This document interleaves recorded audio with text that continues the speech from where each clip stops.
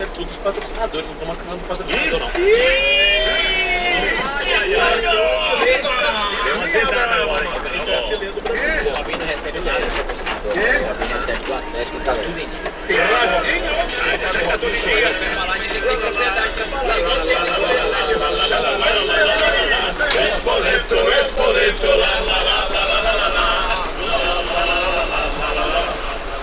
O que esse povo faz com a natureza aí, ó?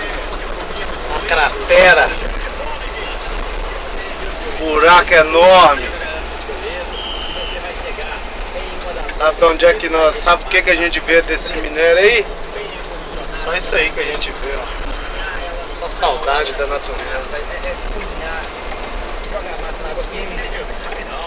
O tamanho dessa mina.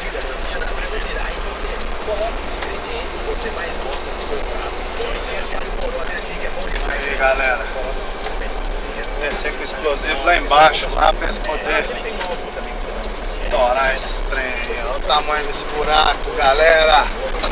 Isso aqui não é brincadeira não, galera, coisa séria, velho. Olha o tamanho desse buraco, cara.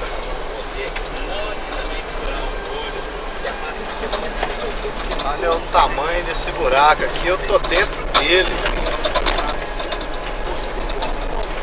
Olha a máquina furando aqui pra mim descer o explosivo. A máquina ali fura, vai, joga o explosivo dentro e explode.